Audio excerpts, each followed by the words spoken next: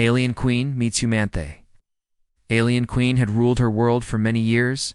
Her name was Liara. She was tall, with silver skin and eyes that glowed like the moons of her world. She believed that humans were only a story told to scare younglings.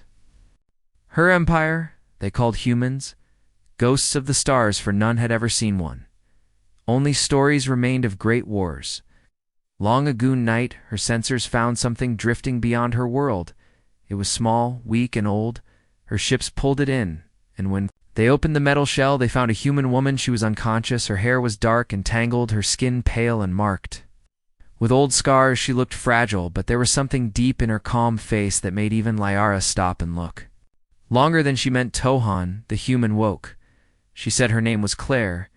She spoke slowly with a soft accent, her words simple.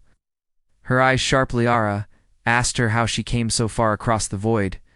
Claire said she was part of a small ship that had fallen through a fold in space. She was the only one left alive. Her eyes did not shake when she said it.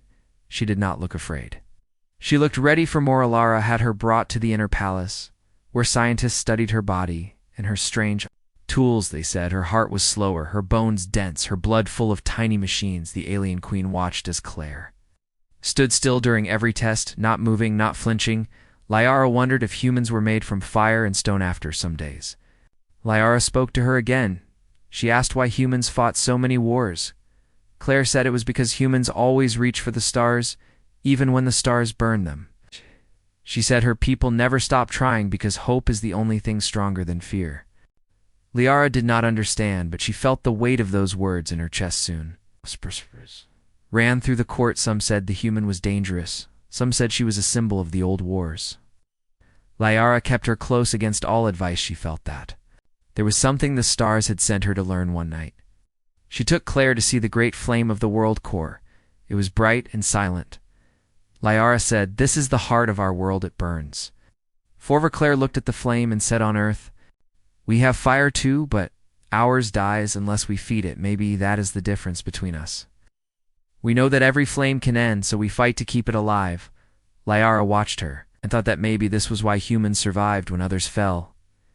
They never forgot that life is fragile. Ethon. The alarm sounded. The great fleet of the rival empire had crossed into their space. War had come. Liara prepared her soldiers, but Claire stepped forward. She said she could help. She showed them how to use her ancient human weapon tech, small but fierce tools from a forgotten age. Liara saw her command her troops with calm fire, and soon even the alien generals listened. When battle came, the skies burned. The rival ships poured beams of light across the horizon. Liara stood beside Claire. They fought together, the alien queen with her energy blade, the human with her simple rifle. She moved like she had done this for years. Each motion clean, sharp, true. When the battle ended, the sky was full of wreckage. And light. Liara stood on the deck and looked at the human woman. Her armor cracked, her skin burned yet. She stood tall like a flame that refused to die. The queen felt something shift. Inside her, she had believed humans were myths, but now she knew. They were the kind of myth that makes truth feel smaller when peace returned. Liara offered Claire a place in her court, but Claire smiled and said she could not stay. She said her people might still be out there, lost in the dark. She had to find them. Liara felt something she had not felt before. She wanted the human to stay, but she said nothing. She only watched as Claire boarded a new ship.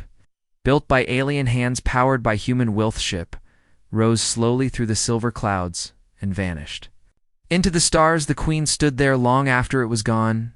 She touched the mark that Claire had left on her palm, symbol of flame. She looked up and whispered the word human, and for the first time in her long reign, she smiled.